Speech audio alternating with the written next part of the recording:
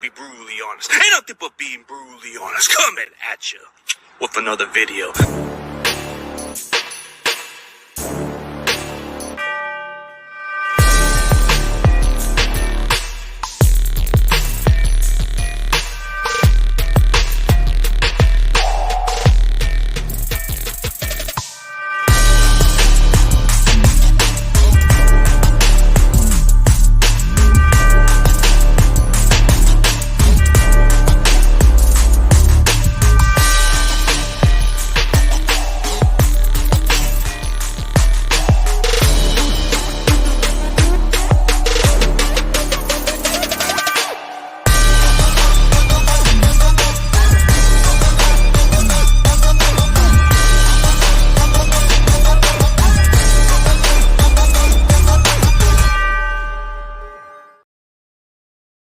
Ladies and gentlemen, let's welcome Cowboys content creator and realist Cowboys fan, Simus. What up? What up? How's it going, dude? I'm good, man. How you doing, CG? What's up? How's it going, Simus, man? This is the week, man. This is Yes. Yeah. I've been waiting for this, bro. I've been waiting for this. Like, seriously. Finally. Real NFC football. No more paper champs. No more one Super Bowl teams. Real dynasty football this weekend. Real dynasty football. I am excited, man. I'm very excited. Yeah, two of the historic franchise with dynasties in the past, and they've been pretty much familiar from the 70s and goes on. And now it's renewed again, like from last year. So it's something special. Oh, yeah, very special, man. Round two. Can't wait. Yeah, it was quiet for a while. It was quiet for a couple of, like 2 decades, and now it's kind of renewed again. Yeah, much needed, too. I mean, for the youth and younger football fans that have heard the stories and, the Cowboys-Niners rivalry, and you got to experience it, with Dallas losing in the wild card last year, and just the battle it was. It came down to literally no seconds. So, now it's round two, and this time it's on the West Coast. So I'm excited. I'm hyped, man. I can't wait. I cannot wait. Yeah, you got any plans to go to that game? Because I heard the tickets are insane over there. The tickets were insane. I had a good friend who hooked me up, but I'd rather watch it just for personal purposes. I'd rather watch it at home. And plus, there's a couple of people that can't go. So we're just going to watch it, have a little get together at my house, just for friends and a couple other people who can't make it. We're just going to all watch it, at the house. But I appreciate a couple of people that, gave me the invite. The invite, like they said, is still open till tomorrow afternoon. But I just want to have something, a good blue and red nostalgia throwback, kind of like house party / football party at the house. So it's going to be cool, man.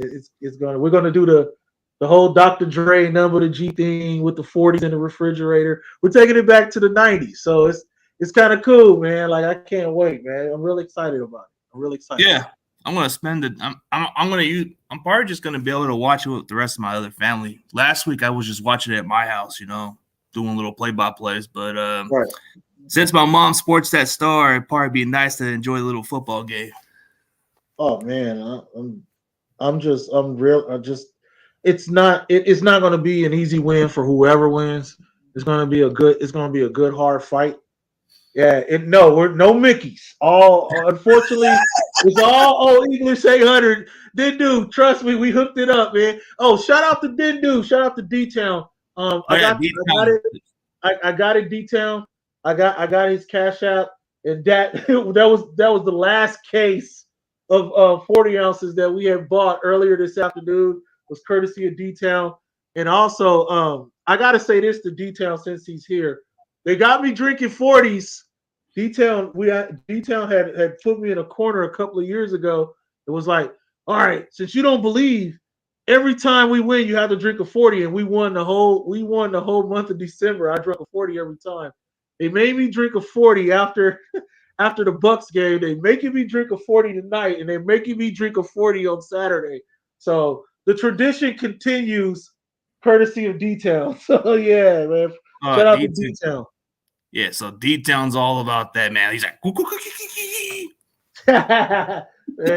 a legend. Dude's the legend. It's the beast. I mean, I guess if he was like consistent, he is kind of like El Presto in some ways. He'll just take the credit for it, man. That dude's funny. Yeah, that's my guy, man. Shout out to the legend Detail, man. And shout out to El Prez. I'm a fan of El Prez too. Yeah, he is kind of funny when he does that. I'm a fan of. I learned about El Prez through D-Town and J Hutch, and I became a fan, man. Just watching him rage out playing video games and his take on the Cleveland Browns, I became a fan. I am an El Presidor nut too. So no, like when he breaks the game or gets pissed off, man, that shit's funny. Yeah. Like who gets mad over a stupid game? Yeah, man. I rage out sometimes, but man, I like his content. I'm a huge fan, man. I like to be entertained. He's definitely an entertainer. Like D-Town. D-Town keeps me entertained, man. D-Town's a funny fucking guy. Oh, I'm sorry. I don't know if I can cuss over here. No, it's all right. But here's a familiar face that you're well familiar with. That's my guy, Tron, man. That's my guy. We disagree on some stuff, but that's my dude, man, for real, man. Shout out Megatron 49er. That's my boy. He know how serious this is. A lot of 49er fans, you know what I'm saying? We're both in the Central Valley.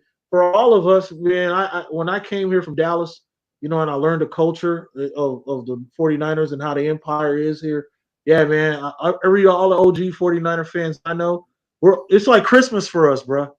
It's like Christmas for us. Like for us older guys, man, us 40 plus guys, it's like Christmas for us. We've been waiting for this. The 49ers have been flirting with, you know, NFC titles and Super Bowl appearances, but it just talking to the older ones, this is different for all of us. We've all sat here and we talked about it. It is just like it's different. It's like this is what we wanted. This is what we wanted. So, oh man, I'm happy it's Friday. We got one more day to sweat this out, man. And I think the Giants are going to do us all a favor and really make this game interesting. So, yeah, this is going to be a good one, y'all. Seriously, this is going to be a damn good game. I think the hardest part about the Giants and the Eagles, it's not easy to win a third time, except the Niners made that exceptional against Seattle. But yeah, anything's possible. The Giants might even do exactly what they've done in the past, win those road playoff games. You know what? I got the Giants winning. I got the Giants making this game a little bit better. I mean, it's already great, but I guess the cherry on top of San Fran Dallas is, of course, the winner gets to host the conference title game. So I just think that's going to be the cherry on top. I believe both of us could beat the Eagles or the Giants. I hate the 49ers, but I know what I look at with both teams, and I just think they overmatch both of those teams. So I think the winner of the Cowboys 49er game, you pretty much just wrote your ticket to Arizona. So that's how I feel. Yeah, like that's just what's going to happen. I mean, I think in the previous years, usually the winner of that playoff game between the Niners and Cowboys, they usually win the Super Bowl. All right. Yeah. Every time from the catch. Well, matter of fact, going back before the catch, Dallas' first Super Bowl, up until the catch, up until Alvin Harper beating Dallas, getting clobbered with 94. Like, it's just the winner always, somehow, some way. And we remember we talked about it. When I had told you, when we talked last year, I said, the winner of our game is going to the NFC title game. You guys beat us. You guys went to the NFC title game. I'm saying it right here. I believe the winner of Sunday's game, you just wrote your ticket to Arizona.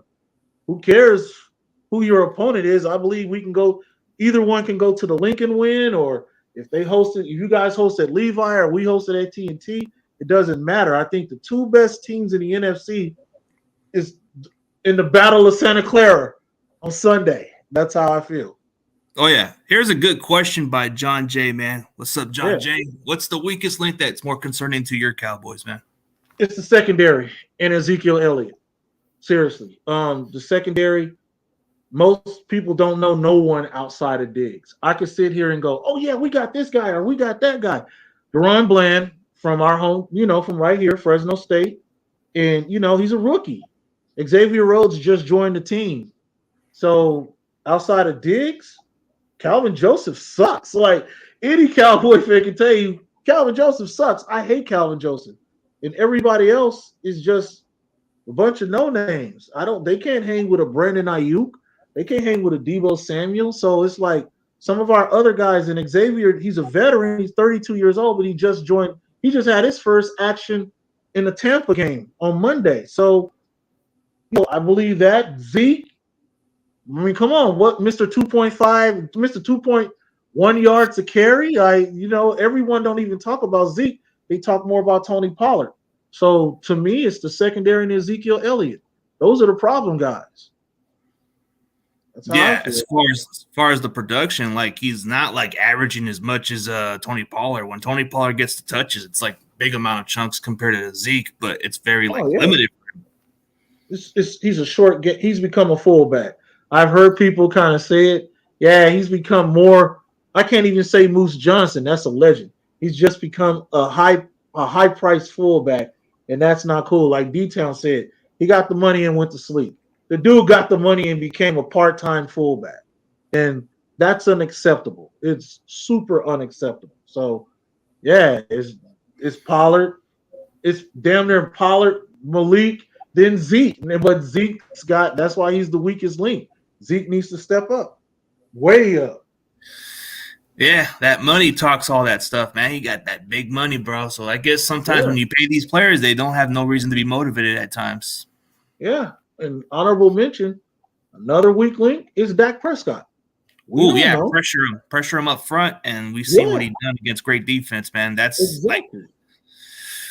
Like when you watch that Tampa Bay game, I got a chance to watch a little bit of it, and I seen that Dak wasn't getting not enough pressure from Tampa's defense. So he had a lot of time in the pocket. And he'll cut you up.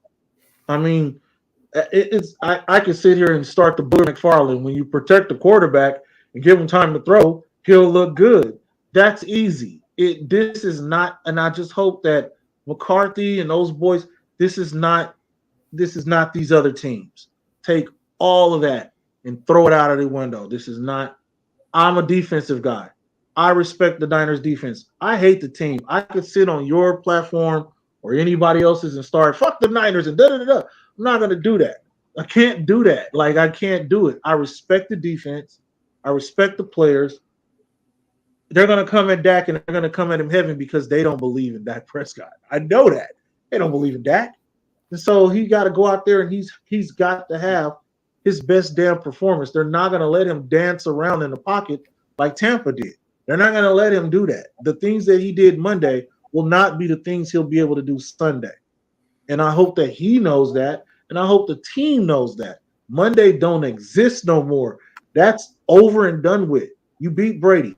All right, move on. Here is your test right here. The test that you've all been waiting for, all y'all. And it starts with Dak Prescott. To me, when Dak starts rolling, everything else starts rolling. He looks like shit. They all look like shit. So that's just how I feel. Yeah. So do you think Parsons going to line up against Trent Williams or McGlinchey, or is he going to be played all around? Playing all around. That's the best thing for him and Lawrence. Move it around, switch it around, find what's comfortable for you. McGlinchey is no joke. And of course, we know Mr. Former Washington guy Trent very well. So, and he's no joke. He's playing at a Hall of Fame level right now. So yeah, they'll move him around, find what's comfortable. I'm just happy I'd rather it be Parsons than Randy Gregory. So yeah. That was the year that Gregory last year kind of cashed in and got a big contract in Denver and didn't do squat. Yeah, and I kind of seen it coming. We all kind of seen it coming. I was a Randy Gregory fan, but I knew once he left the program and the guidance and everything, even the therapy, like it was just like I knew he wasn't going to be the same. His career is damn near dead. Like, sorry about it, but hey, we moved on and we've done great. And even guys like Dante Fowler and Dorrance Armstrong stepping up. We've got guys and no one misses. You can ask any Cowboys fan. Nobody misses Randy Gregory. Like, we've had other guys step up and do good outside of Parsons. And, hey, I've enjoyed it. 4 to 5 guys with 5+ sacks That's pretty damn good, man. Yeah, it's a good depth to have. And Doris Armstrong's another unheralded player that everybody's talking about. He's got like 8.5 sacks, kind of been solid for you guys, been doing productive for you guys. So he might be like the better version of what Randy Gregory is right now. Yeah, I want to speak on what I think Boats just said about Dallas rookie left tackle versus Bosa. Oh yeah, that's what I'm waiting for right there. The best test of that kid's everything. He's went up against some of the best this season, but I really want to see how he do against, I guess I can say it, the defensive player of the year. Like I really want to you practice against one of the maybe the number 2 defensive player of the year, and you go up against A1. So, hey man, I really want to get this kid's going to be tested.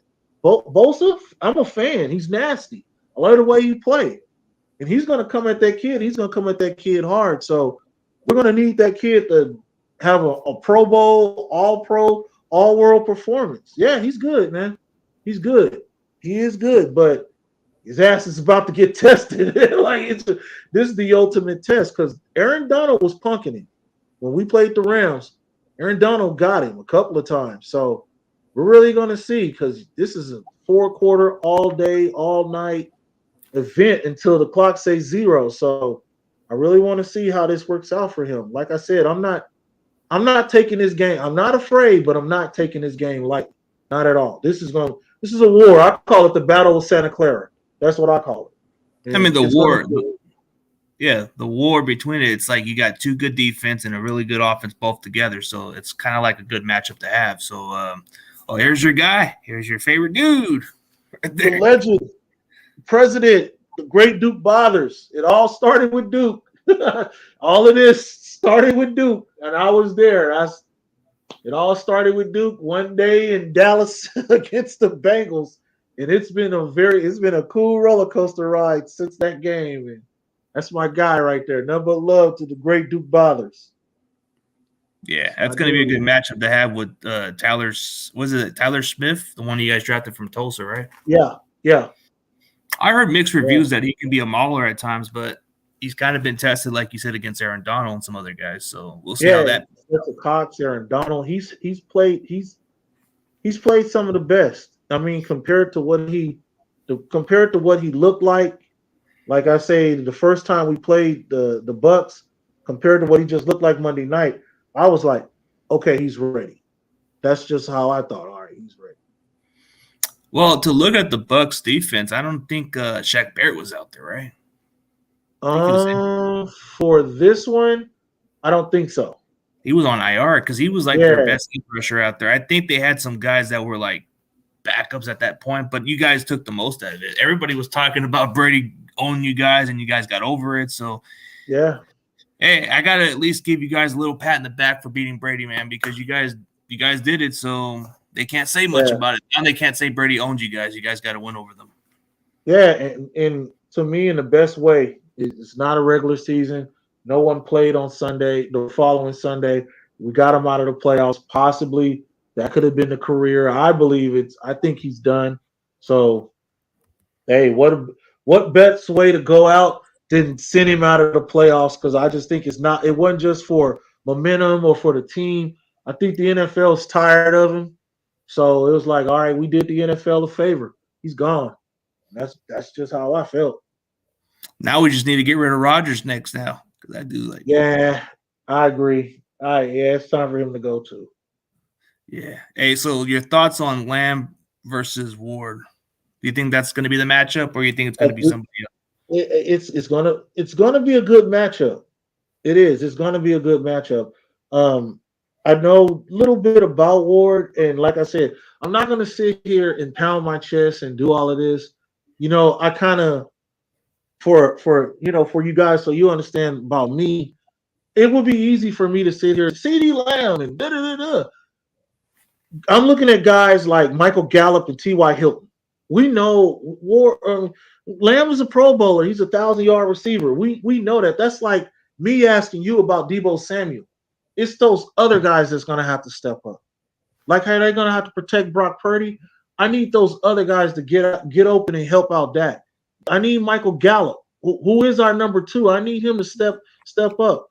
I need T.Y. Hilton, who's never been in this position as far as I know, never, to just go out here and show he's a veteran wide receiver that he can contribute. Because right now, how I look at it, better him than Odell Beckham. So this is when we need you. This is the time we need a veteran wide receiver like a T.Y. Hilton, and we need other guys like Noah Brown and Michael Gallup to step up. Because CD, man, we can sit here and talk all day about Lamb. We can sit here. It's those other guys. It's just, to me, I keep telling everybody when people say who's the dangerous Niner on the offense, it's that Brandon Ayuk. If you better do something. This is why I need those other guys, Xavier Rhodes, because if Ayuk is out there getting open, it just seems like everything starts running crisp when Ayuk starts getting hot. So I need guys like Noah Brown and Michael Gallup to step up. Yeah, Dalton Schultz. See, I need Dalton Schultz. This is your contract. You can get big dollars if you contribute. You look hot right now, but also you got injury problems. So this is when we need you guys. Those guys like Dalton Schultz, Noah Brown, Michael Gallup, Donovan Wilson on defense, Xavier Rhodes in the corner. We need you guys to step up. We need you guys. Anthony Barr, we need you guys to step up. Like, seriously, we know we can name the usual suspects. We can. But those other guys, how I look at it with these two teams, when those other guys get hot, not the guys you can name, but the other guys that are like the co-stars, when they start playing, that's when you got something. That's what I need. I need them to contribute. Malik Hooker, I need guys like that to contribute. Yeah, especially in your defense, because the other day I was just talking with Okoye Media, and he tells me the one concerning factor for the Cowboys is maybe covering McCaffrey in the backfield more. It's going to be a mismatch for you guys. I think it's spaced by your linebackers or your safeties who have to cover up on McCaffrey in the backfield a little more. Yeah, my main concern with you guys, honestly, is CMC and Debo. Like, seriously, don't get me wrong. Kettle is a beast. Like, the man is a beast. But when McCaffrey, I just don't need CMC and Debo going off, because it'll be a long night for Dallas. So they got to contain them dudes by any means. And I mean, Diggs got to wear that boy like a cheap jacket. Like, he got to wear him like a jacket. He can't, wherever Debo go, Diggs better go. If you're the best guy in our secondary, I don't give a damn. Wherever Debo lines up, you have to be like. That's how we played Mike Evans. He mostly went everywhere with Mike Evans. When they started putting other people on Mike Evans started going off. Stick with your guy. I really want to see that again.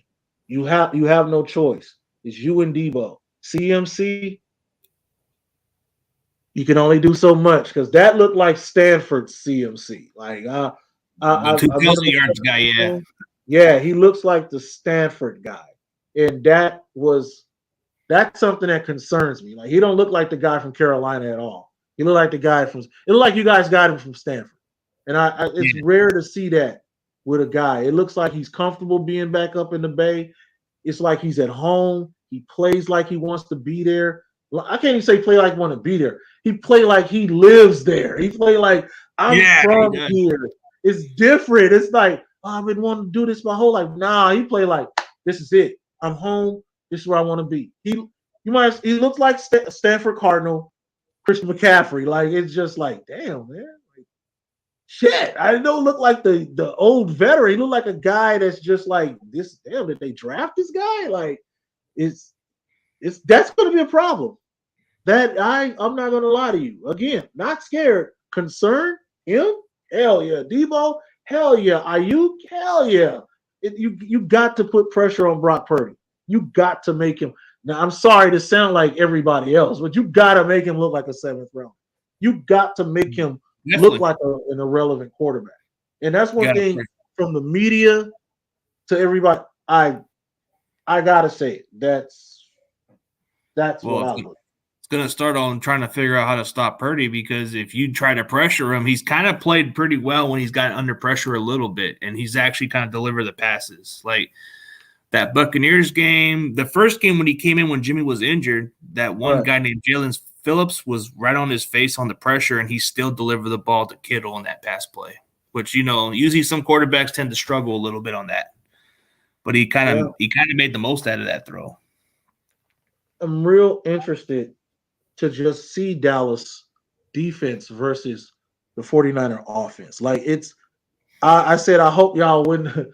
I was like, I hope we win the toss and we defer. And like, I was like, win the toss.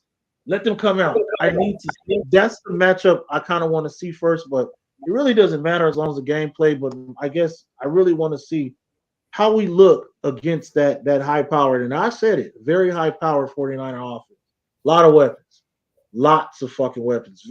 Like, it's gonna be interesting. I want to see if Purdy can, because I know we can move. We're sideline to sideline guys. So I really want to see how we move against that very high-powered offense. Yeah, and the best part about Purdy, he can move compared to Jimmy. Jimmy always sits on the damn pocket and just gets hit. So it's like, at least with Purdy, at least I feel more confident with the way he throws the ball. Like sometimes he just throws it away before he gets hit.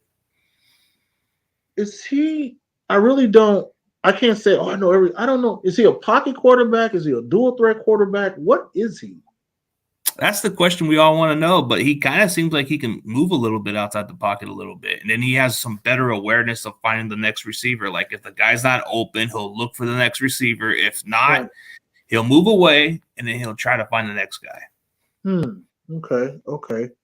Yeah, because I like I said, I'm not going to sit up here and act like I'm, a big Brock Purdy fan. I didn't even hear about him until, I want to say like going into like the third game of the winning streak, and I was like, damn, who is this guy? All I knew was he was Mr. Irrelevant. Then when I started looking at, he's dual threat.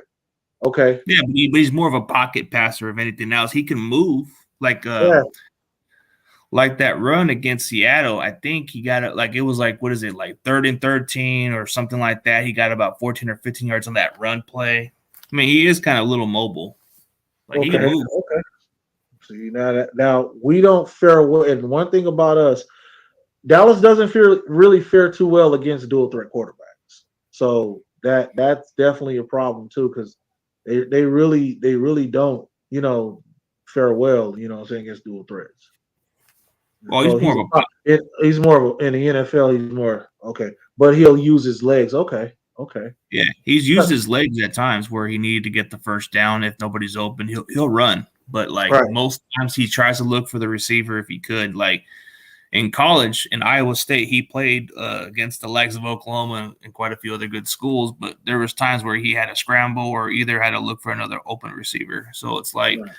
When I watch some of his college film, it's very similar to what he does at the next level, except there's more better supporting cast that he had in college compared to the NFL level. I have a friend who's an Iowa State fan, and he swears up and down he's better with the 49ers than he was at Iowa State. And that trips me out because he said, we didn't know he was all that at here. Like, he's a big time Iowa State fan. He was like, yeah, we didn't know he was that good. Like, I was like, damn. So it's just this is gonna be interesting. Like I said, all the way around. This is gonna be interesting. Now, you know me for the last couple of years, and people have wondered why are you so quiet about this? Because it's just different. Something about this is just different. Even compared to last year, it's just different. I don't know what it is. I think both teams match up very well. Both got weaknesses. Both got great strengths. I just think that this is going to be like I said yesterday, I think this is going to be kind of like an NFC Super Bowl. I really just think these are the 1-2 teams. They're going to battle it out because they're strong as hell. Like they are just the best teams. That's the best way I can put it. There's a lot going on. I don't care. Dak Prescott was a 4th-round draft pick. So it's like these guys, they're hungry. They know what the mission is. It's just they're carrying on the traditions of the guys who passed us. And I just think this is going to be a hell of a showdown. I just don't think it's going to be one side. It's not going to be the Tampa game. It's not going to be the Seattle game. It's just going to be closer. Oh man, this game's going to be listen, a couple of people have said it, and I kind of believe it too. I wouldn't be shocked if this went to overtime. I would not be shocked at all. Like, I wouldn't be shocked. If I had it my way, that's exactly how I would want it. I just think that I believe that this is going to be an extremely close game. I do.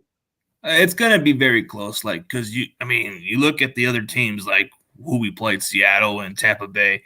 Yeah. They were just barely they just got into playoffs, and we just dominated those two teams. Like you got Tampa, and Brady was slow as hell, but you guys capitalized. We played Seattle, who was just peaking too soon in the playoffs. Now they're like a young, bright team. Maybe next year there'll be something. So yeah, I take nothing away from Seattle. They're a young team. They probably got a bright future with their next picks. They got a stockload of draft picks for like fleecing the Broncos. Right, and that's exactly what they did. They finessed the hell out of the Broncos. Oh, my man, game of the year. I keep saying it. This is game of the year. This is the game of the year. I think it will be. It's the game. Win or lose on my end, I'm not taking. I'm not saying, oh, it's the game of the year because the Cowboys. No. This is the game of the year for this season. It is the game of the year. Yeah, it is the game of the year. Like, I said this last year after we lost. This was the game I wanted. And it's crazy. Even just thinking about it, we're here now. Like I said it many a times in videos. This is a game. I need this game again. This game is going to happen again. This game is going to happen again. It's going to happen again. The stakes are going to be higher. And yeah, like I said yesterday, in my heart, 90% of me believe the winner of Sunday, you wrote your ticket to Arizona. Whoever walks out of Levi victorious, you just wrote your ticket to Arizona. Because those are the two best teams in the NFC. I believe if they both one of those teams are going to be that's the world champ. And that's the old school in me. Because I've seen that tradition for so long, going back to the catch. So it's like I look at it like, well, they're both strong, offense strong, defense strong, coaching is on point. Whoever better than the Giants or the Eagles, and yeah, I'll laugh at them. Like seriously, that's where I'll laugh at. Like, man, stop it. Like they would beat you anywhere at any time. So this is it. To me, the de facto, or I guess pre-NFC championship game, I guess if you want to call it an odd name, is 2 days from now. That's how I feel. Yeah, it's going to be one of those games. I think it's more like last year, like even in the wild card, that was the most watchable one out of all of them last year compared to the divisional round and the conference championship, even the Super Bowl, which is crazy. Yeah. And how it ended was funny. To me, it was just like the refs had to literally say the game is over. That game went to the ref saying the game is over. We lost, but that right there, that lets me know right there. This is going to be a good game. It's going to be a great game. But realistically, did you really think the refs actually screwed you guys on that play? You guys could have at least had one more snap, right? Absolutely not. And you're hearing me say it. I said it when I had made my post video. No, Dak choked. I can't say it no other way. Rain Dakota Prescott choked. He choked. He know the rules. I've seen him do it before. You hand the ball to the ref. That's you slid. You had the ball. Like you slid. You took off on a quarterback sneak, got up. You should have just handed the ball to the ref. He's gonna sit it down. They're gonna start the clock, deal the ball. You would have had like 3 seconds. Took the shot. He choked. I love Dak Prescott. I love the Cowboys. But I'm not gonna sit here and put it on the refs or blame the refs or things like that. No, he choked. I play football. You play football. He choked. Like he took. I've said it to everybody. Man, that man choked. I'm not gonna make no excuses for that. He choked. Yeah, you're supposed to hand the ball to the ref so they can put it where it needs to be. So exactly. He took the quarterback sneak. Well, yeah, he took the ball. Soon as he slid, turn around, get a ball to the ref. Don't sit the ball down. Get a ball to the ref. As soon as the ref sit the ball, place the ball right, he's gonna start the clock. hike it, kneel it. You got 3 seconds. Wait. Do what you got to do then. It was on him. It wasn't on the refs. It wasn't on this. It wasn't an experience. He got scared. He choked. That's what it was. Like, I don't know what he was. He started panicking. We can say, oh, he panicked. He was nervous. When you start saying words like nervous and panic, why can't you say, hey, he choked? He choked. Yeah, point blank. He choked. It's pretty simple. Like, all he had to do was just try to, like, play it smart. Or I would have thought maybe at the time they should have thought smart of the QB draw. They could have tried to find a way to go out of bounds at least, try to get some big chunk of runs, and then maybe go out of bounds on one of the process. But instead, they went in the middle. So, of course, it's going to take away the clock out. I thought that was the dumbest play. Honestly, when he took off running, you do that when you got like 20 seconds. At least, yeah. Yeah, when he took off running, I was just like, what the hell is he thinking? That was just my first thought, is what the hell is he thinking? You got no timeouts. You're going to murder the clock. And I didn't understand it. And then when I look at it, he could have just banked left, went out of the end zone, like went on the sideline and got out. I was like, okay, what is this dude thinking? And looking at it now and looking at it, even I watched it the other day, I'm like, yeah, he choked. Like, I really wanted to change my mind on it, but I didn't. So this is why I say this game, it relies a lot on him. He's got to play. And to win the game, he's got to have probably his greatest performance as an NFL quarterback and probably his best performance playing football in his life. You go out there and you start dinking and dacking off with those picks and being inconsistent, you're going to get us killed. If you go out there and you play as crisp as you did Monday, yeah, but you got to step it up. You got to take Monday and kick Monday into a whole nother level now. And that's the whole team. You're not going to win championships being mediocre. And I would do this. If I was the 49ers, or even if I would make they leave tomorrow, they should walk through AT&T Stadium and just look at all that history. You could be next in these history. If I was y'all coach, I would walk them through those hollowed halls and let them see that history. You could be a part of that history. That's what they should do. You're not the Carolina Panthers. You're not the Rams. You're not the Raiders. You're not the Chiefs. You got history. You got history that you could become one of these legends. You could be in the Montana, Jerry Rice, John Taylor, Emmitt Smith, Roger Staubach, Tony Dorsett class. But you got to play like it. You're not them. But you got to give your all. You got to put your ass on the line on Sunday if you're really trying to be a legend. This is where legends are made. And I expect both these damn teams to give us a dynasty performance. Don't go out here half-assing both these teams. I'm an older guy. I expect better. I expect them to live up to the Steve Young, Bill Walsh legend, Rathman. I can go on. I respect my enemy. I know my enemy. And I also know my team. And I expect both these damn franchises, these players, these Debos and CDs and Ayuks and these Gallups and these Bosas and these Parsons. This is what it's all about. Right here, right now. Live up to the Ronnie Lotts, to the Darren Woodsons. Live up to those legends. Don't go out here and shit the bed. McCaffrey, you can live up to the Roger Craig status, man, because Roger Craig did it all. Exactly.